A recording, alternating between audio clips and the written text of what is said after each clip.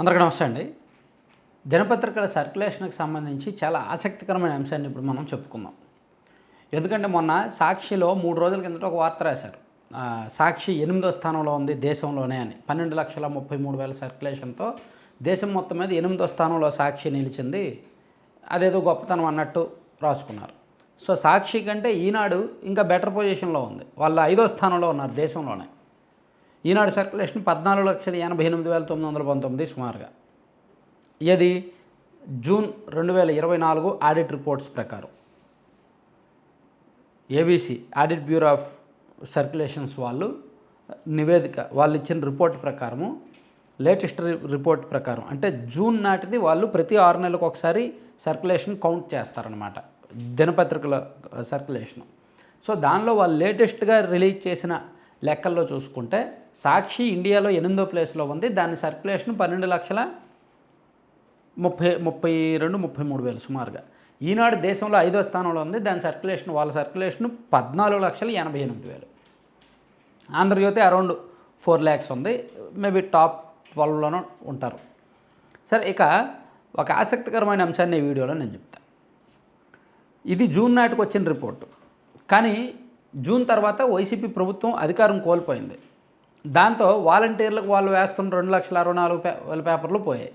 అలాగే గ్రామ సచివాలయాల్లో, ప్రభుత్వ కార్యాలయాల్లో అప్పనంగా వేస్తున్న మరో 1,50,000 2 లక్షల పేపర్లు పోయాయి. అలా దాదాపుగా 4.5 లక్షల సర్క్యులేషన్ పడిపోయింది. అధికారం కోల్పోవడంతో కార్యకర్తలు కూడా చాలామంది పేపర్ కొనట్ల. సో మన కళ్ళెదురుగానే ఒక 5 లక్షలకు పైగా సర్క్యులేషన్ పడిపోయింది సాక్షిది. కాబట్టి వాళ్ళు 2024 డిసెంబర్ లెక్కలు త్వరలో రిలీజ్ అవుతాయి. ఒక 6 నెలల తర్వాత రిలీజ్ అవుతాయి. 2024 డిసెంబర్ నాటికి వాళ్ళు చేసిన ఆడిట్ రిపోర్ట్. దాని ప్రకారం చూసుకుంటే సాక్షి సర్క్యులేషన్ 7 లక్షల కంటే తక్కువే ఉండొచ్చు, 7-7.5 మధ్యలో ఉండొచ్చు. ఇదంతా ఇప్పుడు ఎందుకు చెప్తున్నానంటే,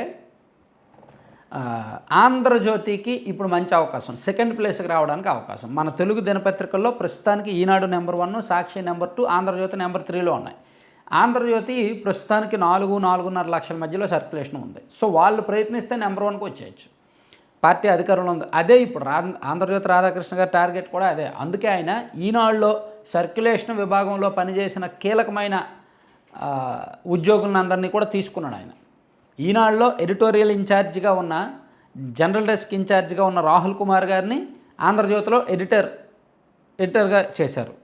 అలాగే ఈనాడులో సర్క్యులేషన్ డిపార్ట్మెంట్లో టాప్ హయ్యర్ పొజిషన్లో పనిచేసిన ఉద్యోగుల్ని తీసుకొచ్చి తన సర్క్యులేషన్ డిపార్ట్మెంట్లో హెడ్గా నియమించారు. అంటే రాధాకృష్ణ గారి టార్గెట్ సాక్షిని కొట్టాలి, నెంబర్ 2 పొజిషన్కి వెళ్ళాలి అనేది.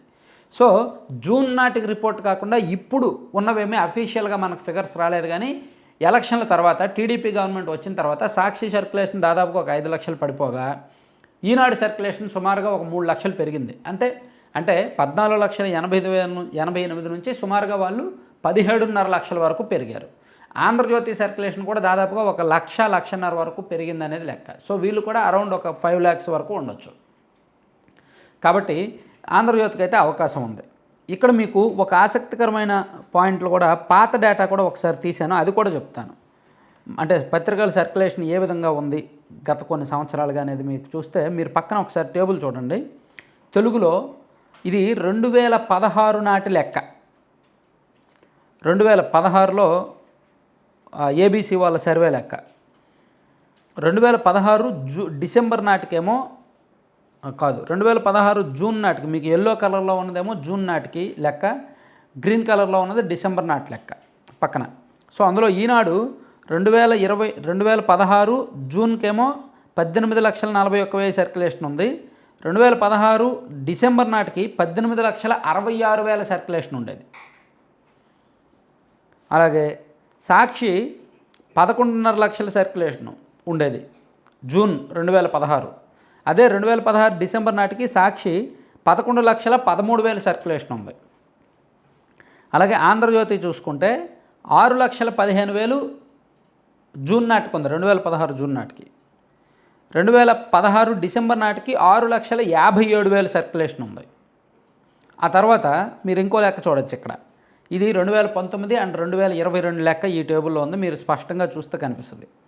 సో ఇందులో ఈనాడు చూస్తే 2019 నాటికి ఈనాడు సర్క్యులేషను 16,14,000 ఉంది. 2022 జూన్ నాటికి మాత్రం 12,22,000కు పడిపోయింది. 12,23,000కు పడిపోయింది. అంటే 2019లో టీడీపీ గవర్నమెంట్ ఉండేసరికి వాళ్ళ సర్క్యులేషన్ ఏమో 16,14,000.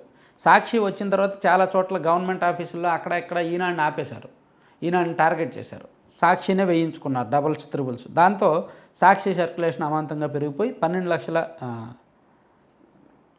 ఈనాడేమో 16 నుంచి 12,23,000కు పడింది. 2019 డిసెంబర్ నాటికి 16,14,000, 2022 జూన్ నాటికి 12,23,000.